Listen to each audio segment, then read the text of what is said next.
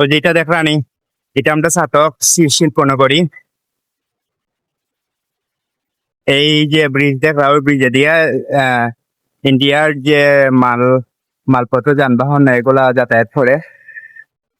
ওই যে ছোট ছোট ইয়েকল দেখরা ওগুলা দিয়া যাতায়াত করে ওই ব্রিজের মাধ্যমে।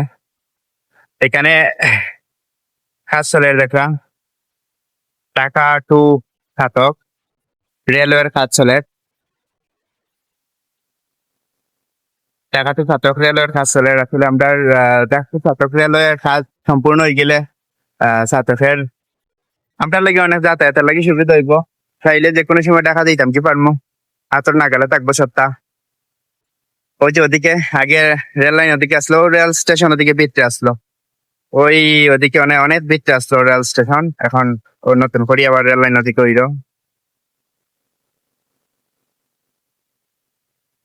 ওটা হচ্ছে আমরা দোয়ালির রাস্তা।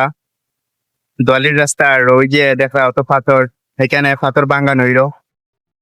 ওই যে এখানে পাথর ভাঙ্গানো হইল সব রেল লাইনের লাগিয়া। রেলের কাজ চলে ঢাকা টু ছাতক, ছাতক টু ঢাকা।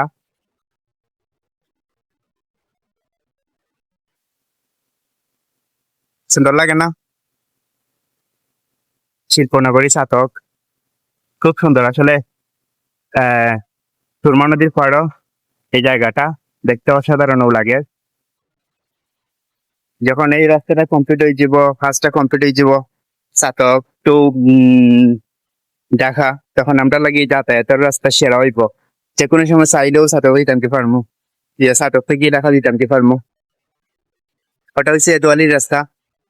ওই যে দোয়ালির রাস্তা ও ছাতকের রাস্তা। ওই যে দেখা রেল লাইন আগে অতটুকু পর্যন্ত আসলো, অন্য স্টেশন আসলো, ওখান থেকে রেল ঘুরাইতো। আর এখন কেন স্টেশন হয়ে গিল, অন্য বরাবর স্টেশন হইব, রেল স্টেশন। তো কিরকম লাগে ভিডিওটা অবশ্যই কমেন্ট করবা।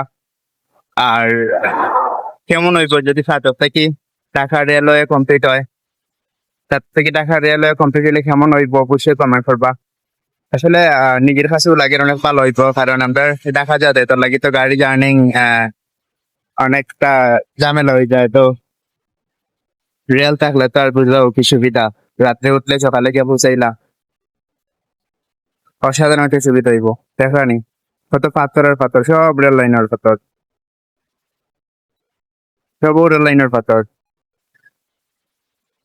ভিতরে যাইরাম না, কারণ এখানে কাজ চলে, যেহেতু কাজ চলে ভিতরে না যাওয়াটাও বালা।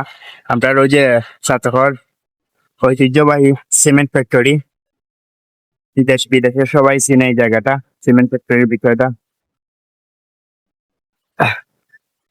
যারা ভিডিওটা ভালো লাগছে অবশ্যই কমেন্ট করবা, ভালো রাখবা। বাই।